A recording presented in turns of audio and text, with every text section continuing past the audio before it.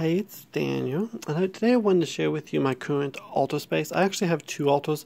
I have an altar, this is my altar I use daily, and then I have an altar where I do most of my spell work on, which I think I've shown, which a lot of this stuff has kind of just been divided, just because it became very easy for me to have two separate altars.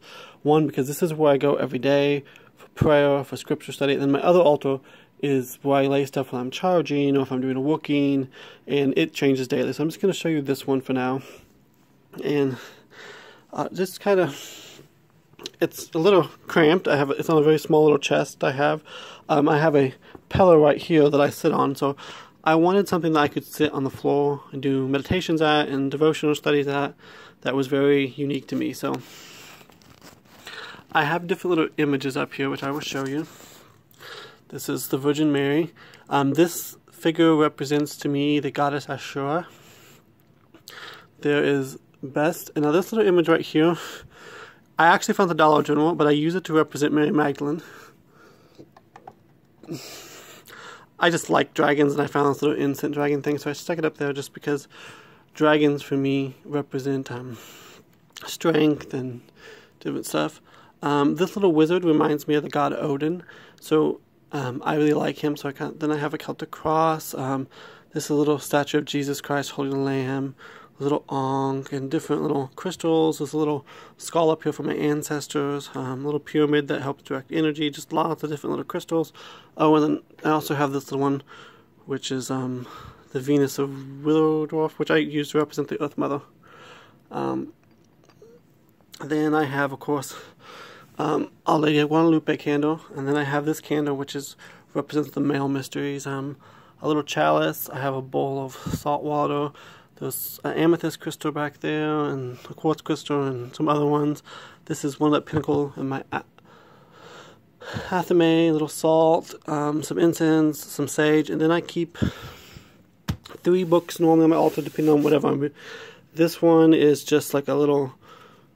Just a random, I got prayers in there and just random stuff in there. It's kind of like you could say it's a prayer book, or book of shadows, or book of light, whatever you want to call it.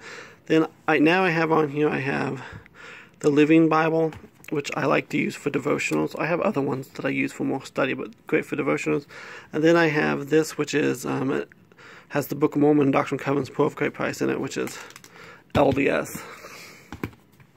So then we'll just kind of like I said, a lot of times I'll literally have them open like this, and believe it or not, I do take notes in this book, so I may take, or I'll use other ones. I'll have them spread out, and I can do my meditation, scripture study, reading, all kind of in one. I sometimes would do communion here using the chalice, and I'll put the bread right there onto the altar pinnacle, and then that's kind of my little working area. That's where I do the majority of my daily rituals, daily spiritual practices. And what books I have on here, sometimes I don't have any books on here, sometimes I'll have them off to the side, and then just kind of whatever I need space-wise, sometimes I'll have it like that. I mean, just depends. This is just a place where I can go and spend a few moments every day focused on divinity and whatever, deity aspect I want. Lots of images that bring up positive memories and positive things to me. It's just a really great place just to do stuff. This is not my ritual altar. This is not where I'll be doing spells. This is just where this is just a devotion. It's more of a shrine than an altar. It's like my little shrine just to divinity and honoring that force and studying and knowing divinity.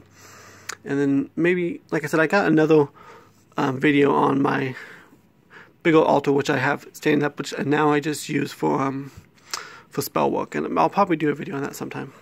Many blessings.